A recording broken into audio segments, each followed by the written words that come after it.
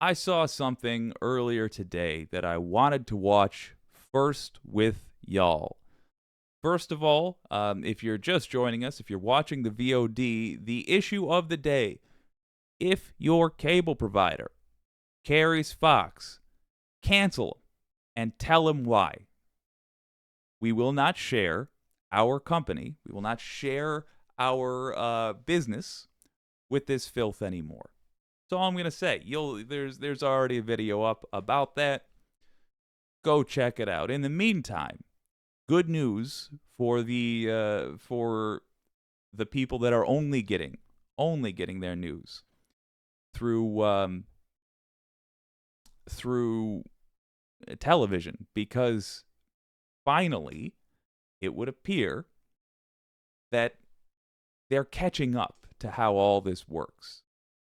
Specifically, I'm talking about the fact that they've made a note now of the fact that right-wingers, those who support Republicans, Republican candidates, and most importantly, Trump, are unable to address the facts of his criminality. They're only able to do whataboutism. So let's watch the slowest kids in the race on the left, if you even call it. They're not really on the left, but the slowest kids on MSNBC catch up with the pack.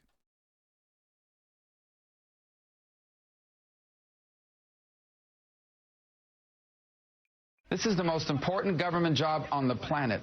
We're about to turn over the conservative movement to a person that has no ideas of any substance on the important issues, the nuclear codes of the United States, to an erratic individual. What was the damage? Was this stolen and sold to the Iranians, sold to the Saudis, given over to the Russians? That allegation's not made in that indictment. No one's made that allegation. So at the end of the day, we have to weigh the damage of the indictment versus the damage of the allegations is proven true. And it's just not even a fair way. Senator Marco Rubio's evolution on Donald Trump's access to and handling of classified documents. Yeah, I agree. It's not even a close call. You weigh whether you believe, as the 11th Circuit said, that the foundational principle of this country, that no man is above the law, and you balance that against whatever Marco was saying we should balance it against. And that's fine. But Willie, I just you will notice of all of the noise out there, of all the ground noise, nobody is saying he is innocent. Nobody is saying he did not commit the crimes that will put him in jail for over 100 years if convicted on all things. I can't think of one person who has said this man did not do it. So what they say is, well, what about Hillary? And I mean, but they had a long time to do that. We got a smart lawyer here. Yeah, we have. Should we do I'm just a simple, but no, because I'm just a simple country lawyer. Right, I don't really know the way you do things. Ah, yes, the simple country lawyer bit. One I used to quite enjoy until the 80th time he said it. Yeah, so let's let him round table this for sure. Just want to say, delighted that they're catching up with the rest of us. I always like showing cable news finally getting to these points. I think usually because some producer somewhere watched proper news, which frankly takes place online, and informed them, hey, have you noticed? It's so much fun to watch. And it also means the people that are swayable and need to be swayed are finally going to hear an important point. This is going to bleed over into conversations between folks that really need this pointed out to them. So let's let them go. Things sequentially or whatever, but I will tell you this, Willie. What is so fascinating is... Good. We've got a great group. Oh, do we really? Yeah. What's so fascinating is they don't say he's innocent. No. They all basically say he's guilty, but what about Hillary, right? Yep. 2 tiers of justice, right? First of all, yes, the Obama administration under James Comey twice closed the case. But that's Obama. What about Donald Trump? What about Donald Trump's Justice Department? It's not like they weren't talking about it. It's a great point. They were point. talking about convicting or bringing charges against Hillary, a special counsel against Hillary. In 2016, while he was running, he talked about it, said after he got elected, no. 2017, he brought it up again. They came to the conclusion, no, can't. In 2018, brought it up again. There's not a case there. Time and time again, they looked into it. It wasn't like Donald Trump said, oh, you know what, I'm going to be cool now that I'm in the White House. He raged on in 2017. He raged on in 2018. That is actually a really good point Joe Scarborough is making there. And leave it to a conservative to find the weak spots in another conservative's argument. Can't believe I haven't been bringing that up, actually. If Hillary Clinton actually did something wrong, it's worth, I mean, I know it seems, I guess it's a forest through the trees situation. If Hillary Clinton, it seems obvious, actually did something wrong, how come they didn't bring a case? I mean, Trump was out there saying, lock her up. He had the ability to appoint whoever the hell he wanted.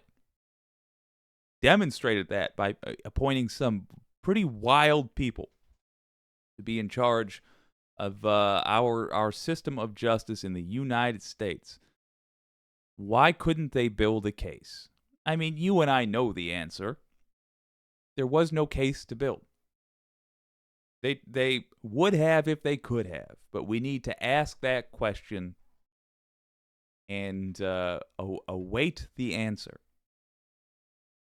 Because there is no good answer. Is the answer supposed to be, well, because she was once, what, Secretary of State? And we don't go after fancy people? I don't even want to live in that country. I don't think MAGA folks want to live in that country. So why didn't they? Why didn't Trump go after Hillary? It's because she didn't do anything illegal. Or at least not anything that rose to the level of literally making a federal case out of it. And I would equally then ask, why is it Trump is so insistent that all this get hashed out anywhere but a court of law? Could it just possibly be because he broke the law? They looked at it. His legal counsel said there's nothing there. So when these people say 2 tiers of justice and you're going after Donald Trump, they need to turn the mirror back on themselves, because it was the Trump DOJ that said no charges should be brought against Hillary for the same reason that Comey said it at the end.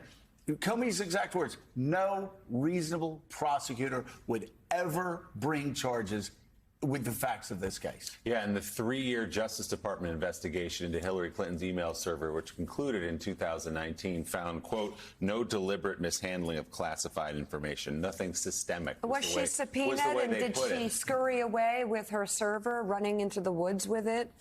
Was she subpoenaed?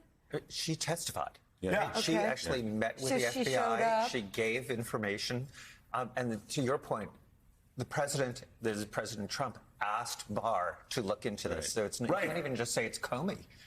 This is Comey and Barr. So if you know that if there was anything there that was sort of intentional, she would have been charged. There was, and by the way, there was also another attorney general at the time, a fella named Jeff Sessions from Alabama, who wasn't going to cut Hillary Clinton with Hillary. any slack, and they concluded, the IG, there was evidence, if anything, there was evidence of a conscious effort to avoid sending classified information by writing around the most sensitive material. This is what the Inspector General said. As then FBI Director James Comey put it, no reasonable prosecutor would bring such a case. And looking back at our investigation into mishandling or removal of classified information, we cannot find a case that would support bringing criminal charges on these facts. This is against Hillary. Then Trump's people came in. Sessions was the attorney general. Trump raged. Indict her. Bring a special counsel. Lock her up. Lock her up. Lock her up. They were told again, no, there's nothing there, Mr. President. There's nothing there. He talked to his White House counsel, Don McGahn, said, no, we can't. There's not a crime there. Why do I bring all this up? Because there's a big, giant white shark, great white, a legal great white circling Donald Trump and now the entire Republican Party. And if this is all they have, they're going to need a bigger boat because this is not going to do it. Here's the additional thing I ask everyone around the table. At the peak of the right-wing anti-Hillary crusade around the emails, right?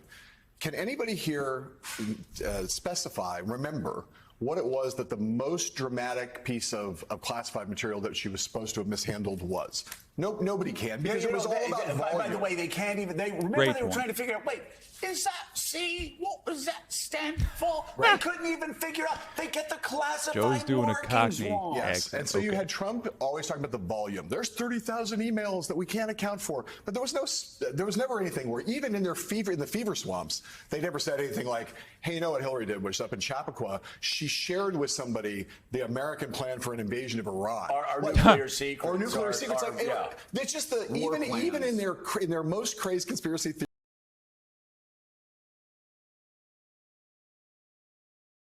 Yeah, I mean, there's your talking point. I'm starting to see the value in just keeping it simple. If Hillary did something so wrong and Trump just can't help himself when it comes to Hillary Clinton, much easier for some reason for him to find some organic hatred for this lady than it is for him to hate Joe Biden. If Hillary did something so wrong, why couldn't they prove it? When Trump was holding all the cards, what about Joe? I mean, what about Hunter? He was holding all the cards.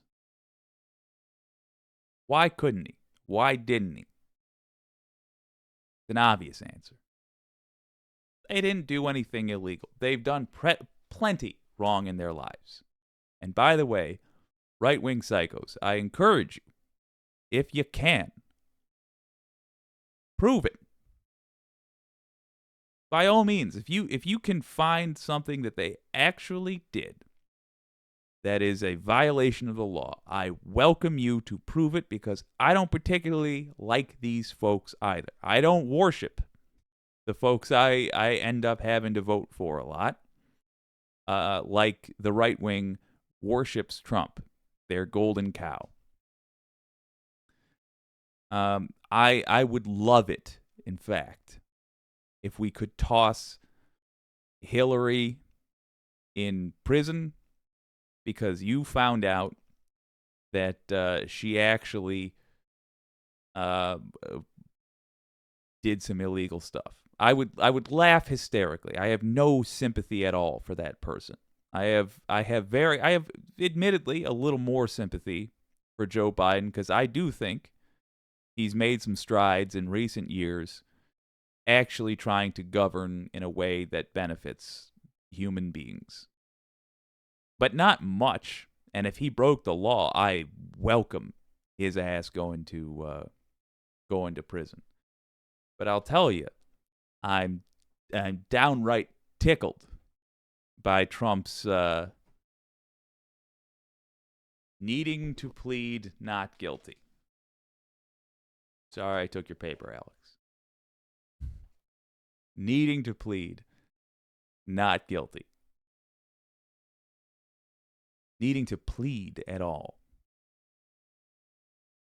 Because I'll tell you, I think he is guilty, and I think we can prove it. We, the people, can prove it through prosecutors.